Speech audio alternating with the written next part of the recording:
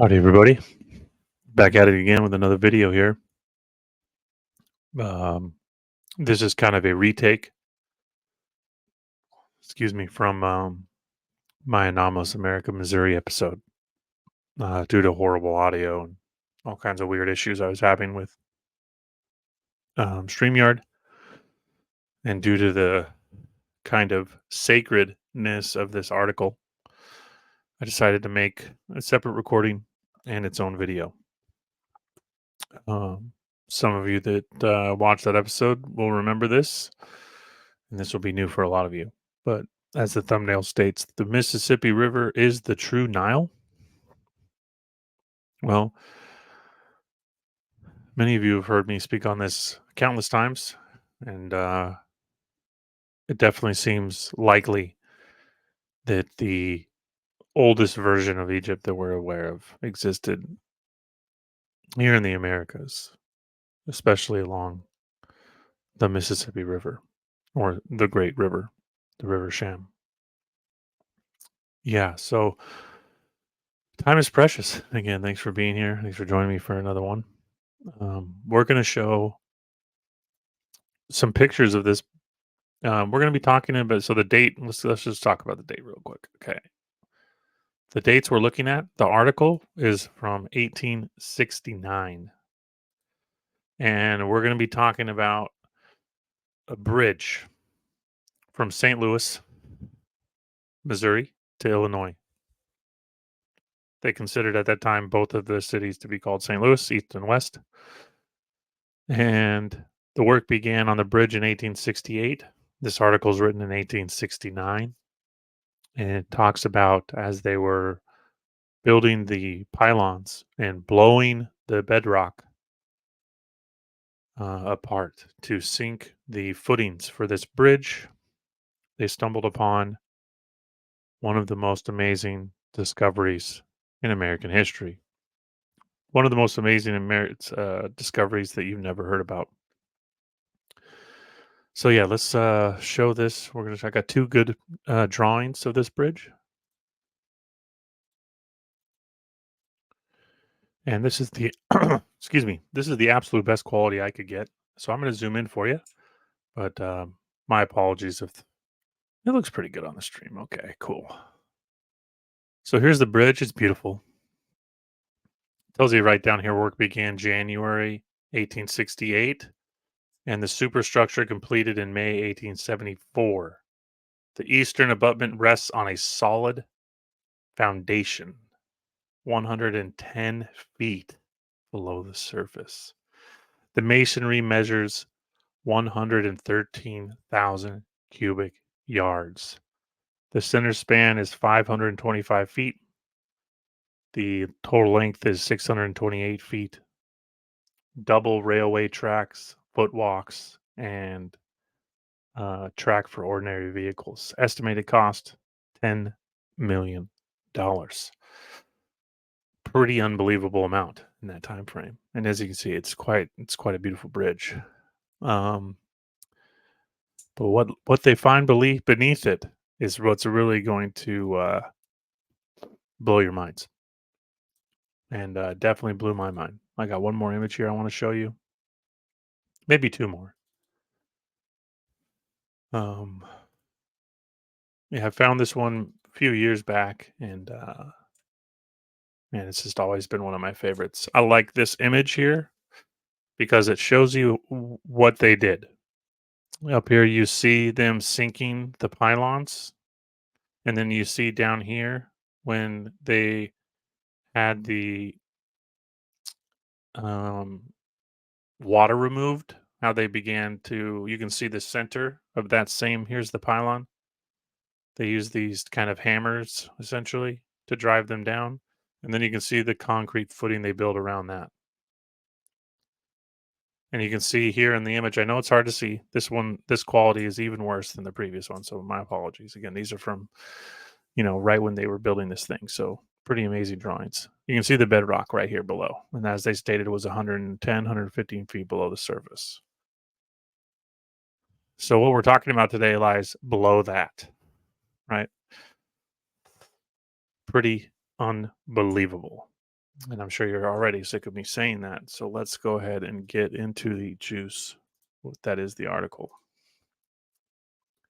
So, yeah, again, this article takes place just about 6 months after they started thinking the pylons. Okay. And this article is from a Maryland newspaper, but it's a copy from a the St. Louis Republican, January 18th, 1869. I'm gonna zoom in as far as see the quality is always much better on the stream than it is on my own screen, which is funny. Okay, let's jump right into this. Amazing. Astounding discoveries. Prehistoric remains dating back to the founding of the Assyrian Empire, 44 centuries before Christ. It is generally known in this country and in scientific circles in Europe that the gigantic undertaking of bridging the Mississippi River at this point has been already begun, and that for more than a year, right, exactly. So this was started a year previous in 1868, when the stage of the river would permit, the sound of ponderous machinery has ceased, not day or night. But the work of excavation has been going on until the solid rock has been reached for the foundation of the piers upon the western shore. One of the piers is already above low water mark, a triumph of mechanical skill. The blocks of stone of which it is built are huge as those of the pyramids, and yet, by the application of original principles of mechanical and engineering skill, these gigantic blocks are moved as easily as the common foundation stones of our dwellings. The outer pier is not yet begun, the excavations therefore not being quite completed. At this point, the wonders begin, the end of which is not yet.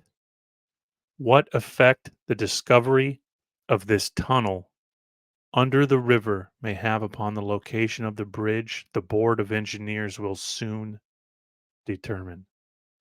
About 4:30 p.m. yesterday, the workmen engaged in blasting the rocks in the bottom of the excavation for the foundation of this pier discharged an extraordinarily large blast of powder, when immediately after the report, a strange phenomenon presented itself.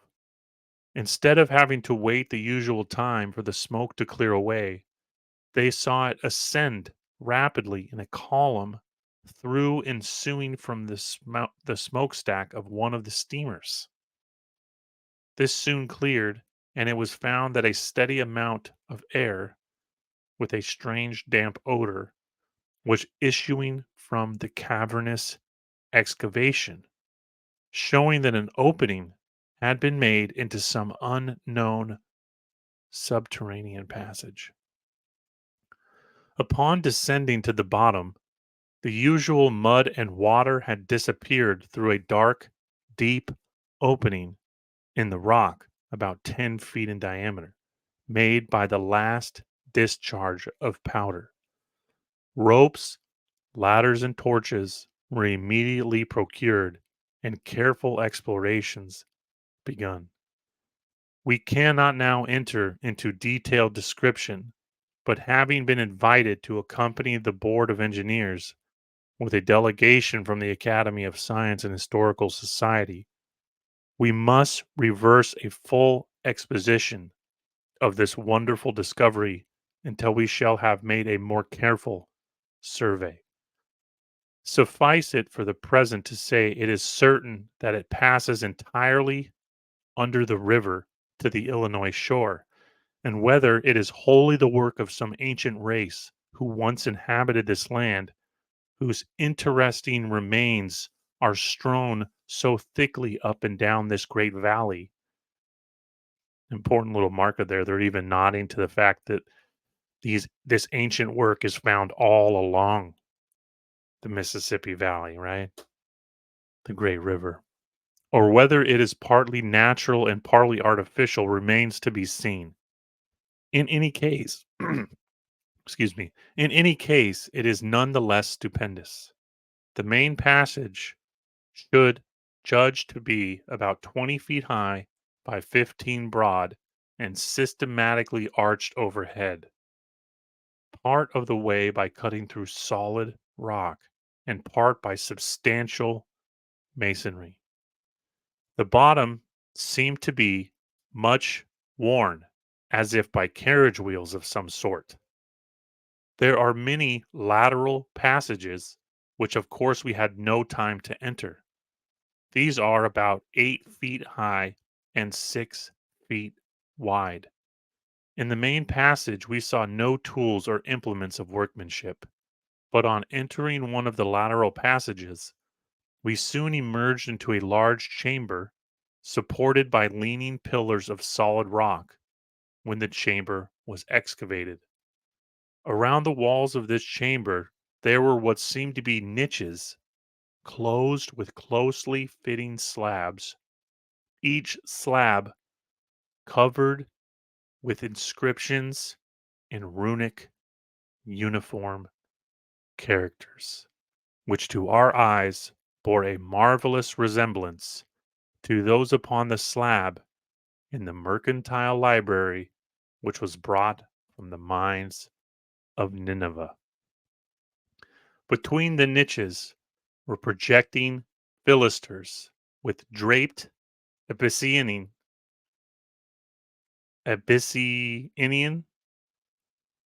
or Egyptian heads, which presented a most impressive and awe-inspiring effect as they were illuminated by the torchlight. Those sweet, sad faces looked down upon us from the ancient ages like the souls of the departed. One of the passages opening on the north side seemed to follow the course of the river, and it is believed extends to the great mound now being removed by the North Missouri Railroad, which was the theme of much interesting remark at the last meeting of the Historical Society. To those who have not seen the mound, it is around St. Louis. It may be necessary to say that the mound known as the Big Mound is about 1 mile above the great bridge now being built. The mound, known as Monk's Mound, is on the other side of the river and is but one of a continuous chain of mounds extended from the river to the bluffs, a distance of 9 miles. It is conjectured that the tunnel under the river and the mounds are intimately connected, and that there was in ancient times an opening through the mounds from which this subterranean highway. Of course, every scientific man is in a perfect fever of excitement at these grand discoveries, which seem so full of promise to archaeological and ethnological inquiries after truth. It will be remembered by our citizens that some few months since an examination of Monk's Mound was made under the auspices of some Eastern scientific society, and during the excavation there were frequent exhalations of disagreeable gases and odors. Yet, I apologize, it gets difficult to read. Yet we cannot speculate, but wait in almost breathless suspense for future development. So I've stated this before with proof all throughout Arizona, New Mexico, Colorado, that there is a subterranean highway that connects these mounds. And these mounds weren't all just burial chambers, some of them were gigantic pyramids, gigantic buildings that housed hundreds, if not thousands, of people. As we discovered in Colorado, the mountain shaped like a mound, but it was so large they didn't even dare think that there was any way it was a mound. Was washed away in a storm, and they found it to be a giant building. One giant building they estimated housed 1,000 people and was as big as a mountain. Now, remember, they had to dig 110 feet, 120 feet down just to sink this pylon. and then they blasted who knows how much farther, and then they took ladders and ropes down. So let's estimate this is 150 feet below the surface. How big are these mounds? If they're sticking, Monk's Mound is very large. Can't remember the exact dimensions of what elevation of it is presented above the surface level, but this Monk's Mound continues way down below the surface. And I've been saying this all along, and this article comes along and is such a fabulous piece to the puzzle of what I've been extenuating. That they're postulating that there's at least 9 mounds of subterranean 9 miles. My apologies, of subterranean highway, and they say that the subterranean tunnel leads into the bluffs. Now I've been saying that the Ozarks and the Appalachian Range, and I have another article coming up about the Rocky Mountains, that there were huge, huge subterranean settlements, cities inside these mountain ranges. And was this where they went to survive cataclysms, war, pestilence? I don't know. But another one of my articles that I talked about in my Anomalous America, Missouri episode was that they sunk a coal shaft in St. Louis, not far from St. Louis, about 15 miles, I believe. They sunk a coal shaft, and at 300 feet, they found a stone city with paved streets, stone buildings, fountains, intact, with a giant, a dead skeleton, petrified skeleton laying next to the fountain. Now, that article on its own makes very little sense, but connected with this and many of my other articles, it strongly correlates the fact that, like going back to my California episode where they found stone cities 400 feet below ground level, that this is what the realm that North America was inundated, and parts of it were buried under hundreds of feet of earth. Yeah, so let's keep reading. I'm rambling. I apologize. Okay, where was I? Okay. As we returned from our hasty examination, passing through its pilastered wall hall above described, we observed a descending opening about 7 feet high by 3 feet wide. Following this in its windings about 50 yards, we came to a flight of 41 steps, ascending which we found ourselves in another chamber of wonders. Oval in shape, about 7 feet long, 20 feet high, and 3 feet wide. The walls of this last chamber were sculptured in magnificent bas relief and runic inscriptions: runic, Punic, Phoenician, Egyptian, Etruscan, on and on. Professor Bacchio, the learned Sanskrit of the university, of course, Sanskrit, right? The same Urgo-Finnic roots: runic, Finnic, Phoenician, Etruscan, Sanskrit, even Chinese. All of these have the same Urgo-Finnic root. And of course, Sanskrit, a person that reads Sanskrits, right? The correlations between Egyptian and Sanskrit are undeniable as well. This keeps taking you back to the kind of Babel story. Who was with us had taken upon himself the task of translating the inscriptions. The meaning of some of the words in the colossal sculptures he already speaks very confidently. One of the magnificent groups he is certain is intended to represent Aharas, Ahara, Rahahashu. I'm highlighting it. Hopefully, you can see it okay in the video if you want to dig into this more. Crowning Queen Elizabeth. Another group of colossal figures representing captives following the car of a victorious conqueror are portraits of Luke of Deuteronomy and the friend going into captivity. This remarkable discovery, following so quickly the one at Rock Island, will awaken the interests throughout the world. It is very desirable that the savants, in those whose hands the rich treasure of the Rock Island discovery has fallen, will send representatives here so that we may compare notes, for it is possible that both these wonders and those discovered here were the works of the same ancient people. Crazy, crazy. The guys, I mean, just to read that again, okay? That represented the crowning of Queen Elizabeth. Interesting. You know, this is like got flamenco written all over it, right? Timeline chronologies being stretched over a millennia, but can be comprised into just a few hundred years. And I've been saying that Egypt as we know it, in Africa, is a recent creation. There may be many things ancient, but what we know of it and the sculpted history was created in the late 1800s. There's quite a bit of evidence to support that. Um, the U.S. government, the British government, the French government, all were building all kinds of things there. Under the auspices of relocating things because of the dam, and things were going to be flooded. And this is, I mean, just kind of absolute,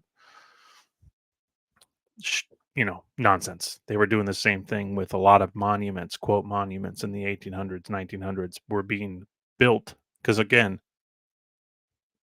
what lies on the surface today likely is relatively new. Now, I can't speak for the whole rest of the realm, but here in the Americas, um, you know, Central America, North America, my what I would call my specialties, we're looking at hundreds of feet of buried earth and buried ruins. And that kind of brings the whole concept of the Aztecs, or at least what we know of as the Aztecs, the Mayan culture, being relatively new. And there's, 4, 5, 600 years of tree growth and earth upon that, but bringing all of these timelines much closer to our own. Um, from here, I want to hop over to the Rock Island article that it mentioned because this is incredibly important. And coincidentally, I had found the Rock Island article before I had ever come across this article and never made the correlation, or at least from the perspective of that the writer is. So we're going to look this up real quick. I'm going to show you the article and we're going to read through it. Appreciate your patience. I had it pulled up here, but because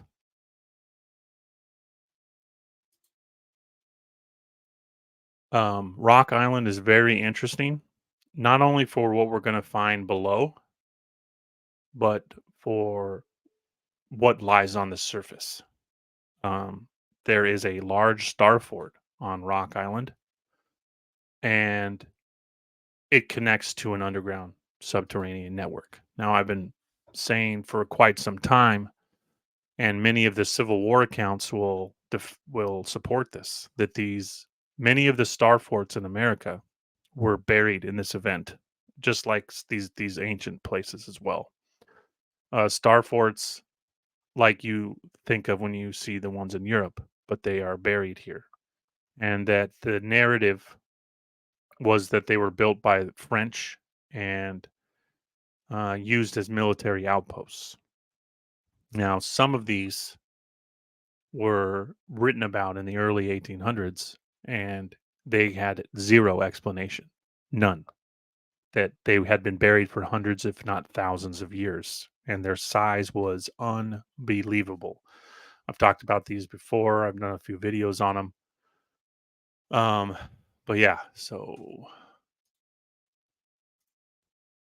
we're gonna show this one here real quick.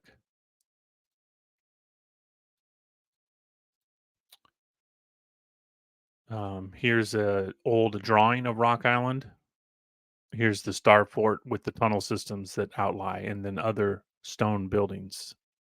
This whole part here, this is a stone wall, and then this is a forest, relatively new growth forest. The incredible discovery of copper antiquities in a cave at Rock Island will attract wide attention. The copper things were probably manufactured at considerable expense by first rate brass workers. And if the incredible story is believed, will make an excellent show for some adventurous Barnum. One of the strong points of the story is the engraving over the entrance of the inner part of the apartment with the expression Sheol in Indian characters. Punic? Remember the correlation they were making that they were saying it was done by this same people. What kind of Indians are we talking about? Remember? The gentleman who translated this was what? Sanskrit. Greater India? India Superior? Egypt? And who were doubtless acquainted with the original word from hearing it used by Indian hog growers when calling their stock. Another of the strong points is the Dantean expression in Indian characters over another entrance hole. All hope abandon ye who enter here. The editor has not seen these copper wonders. He has furnished the details for publication, and nobody is allowed to go into the cave to see what is there. Now, I am going to also take this moment to look up the full article, which I also have. I should have had it ready, so just give me 1 second here.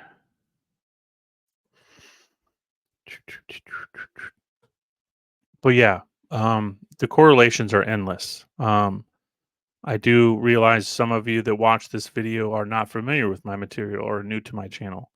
And all I can advise you to do is probably just start in Anomalous America episode 1 Alaska. And if you watch all of those episodes, you don't need to watch them all. But if you start there, you'll see um, what we're told about history and timelines and ice ages and all these things is fallacy. And that very recent history in Alaska, Alaska was covered in a gigantic populace building advanced structures, and man walked with beasts, giant lizards. Not only that, Alaska very recently had a tropical climate. And this correlates again with, you know, mud flood. There's many things involved here. The deluge, many, many things. But you can follow this storyline and it extends extensively. Um, all the way until here, where we are, episode 16, I believe, for my Anomalous America series, episode 16. Kentucky is going to correlate. This video is coming out just a few days before my Kentucky episode, which is due out on the 22nd, Tuesday. That video, the information I present there, will have a huge amount of overlay with this material that I'm presenting to you today. So if you are new and you don't have the time to go back or are not interested, then just check out my Kentucky episode when it comes out on Tuesday. And you'll see why they said the oldest mummies ever discovered were discovered right here along the Mississippi and in North America. So I got this article ready to go. Pardon me. It's a long one. We're going to knock this out. So remember what the author said about that article, okay? He said they postulate that they are the same people. Really important. All right, here we go. Incredible Discovery, Iowa, 1869. Subterranean passageways under Rock Island. Statues of copper and obelisk of solid brass. Numberless other discoveries. All hope abandon, ye who enter in. We have the pleasure this evening of laying before our readers the result of one of the most thrilling and profoundly interesting subterraneous exploring expeditions ever attempted on this continent. It is nothing less than an underground passageway under Rock Island. Now, remember what I was saying about the Star Fort, okay? Correlating the Star Forts with this subterranean highway. It's really important. The present site of the United States Arsenal, that's again They've converted these star forts into military strongholds, but that is not their original intention. And the discovery of antiquarian relics of the rarest and most interesting character. The entrance to a large cave, as our home readers are doubtless aware, is plainly visible from the ferry landing, as well as other portions of our city bordering on the riverbank. And although some 10 feet in diameter at the entrance, it gradually diminishes in size until some 25 feet are reached.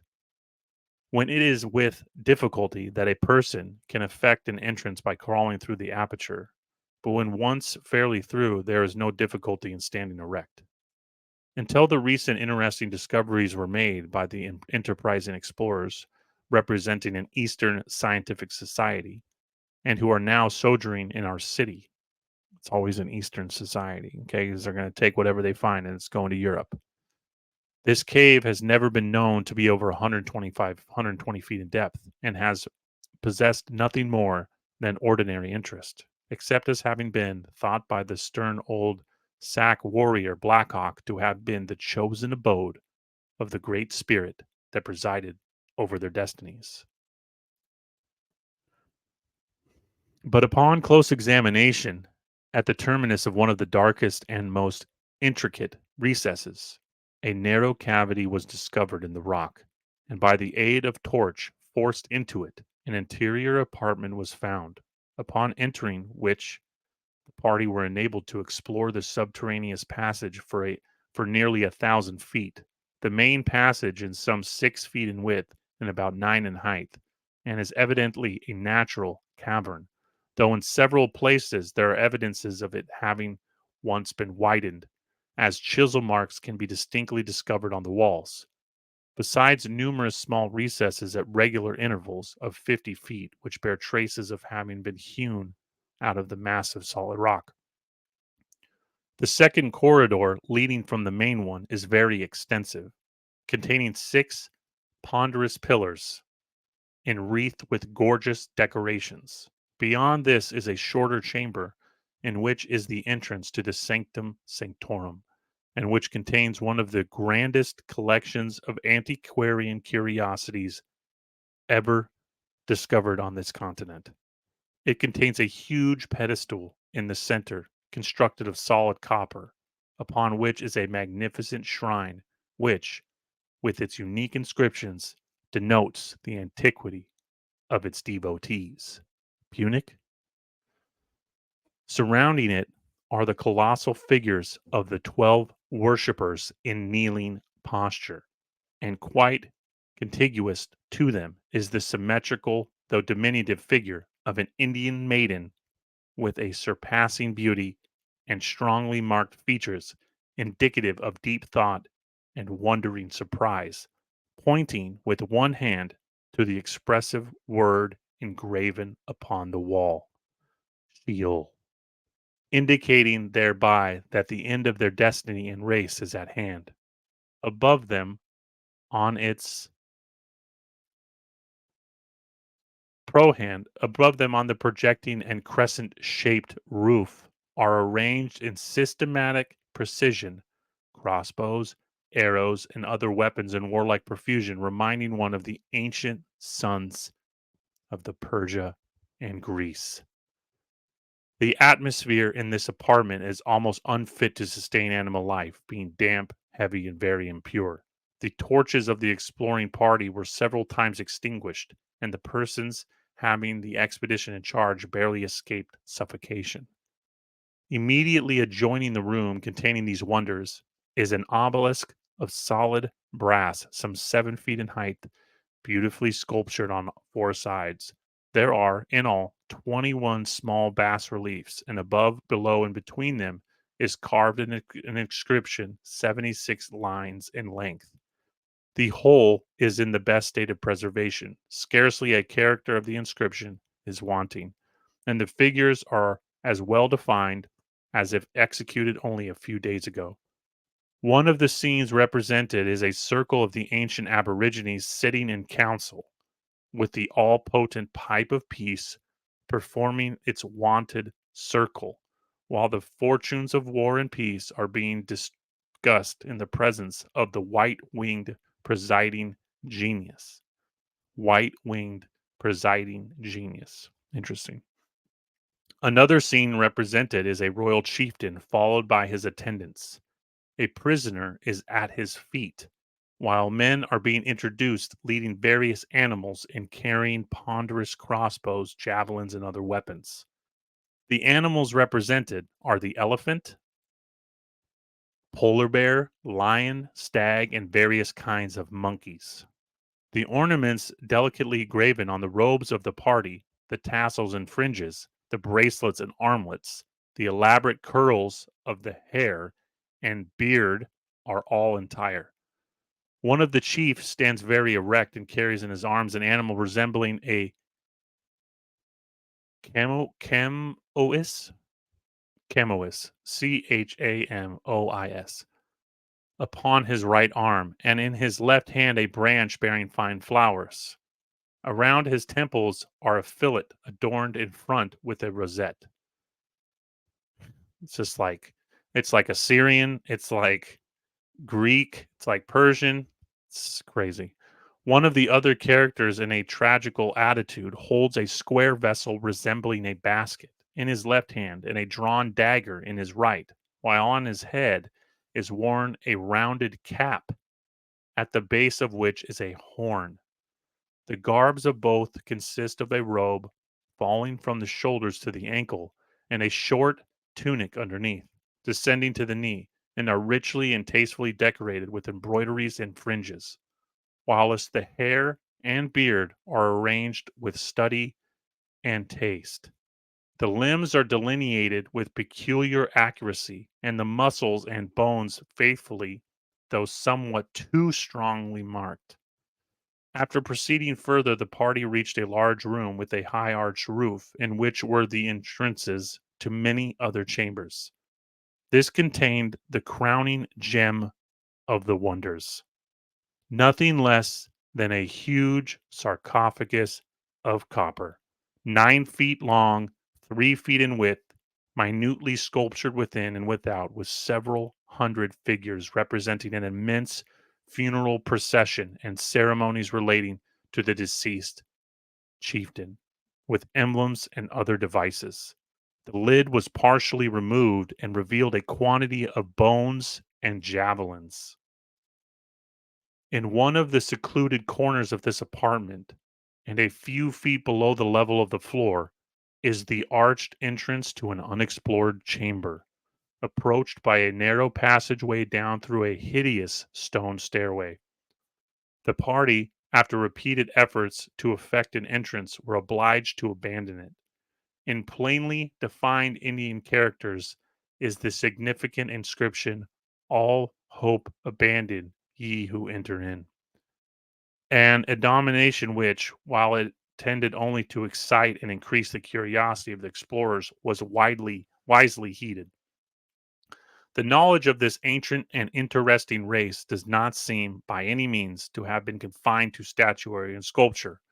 Their weapons and their jewels, ornaments with which their persons were adorned, though principally of copper, are in some instances finished with gold and silver, and carved in the most exquisite manner conceivable, indicating mechanical genius and scientific attainment of the highest order. The luxury and refinement of an enlightened civilization are clearly delineated in these mysterious images and devices, rather than the wretchedness, ignorance, and superstitions of a semi barbarous race. As eminent authors of the present age have surmised our country, previous to its discovery by Columbus, to have been inhabited by. At present, the strictest vigilance is observed at the cave, no person being allowed to enter it by permission from one or more of the explorers, who are all, at present, the favored guests of the Rodman House.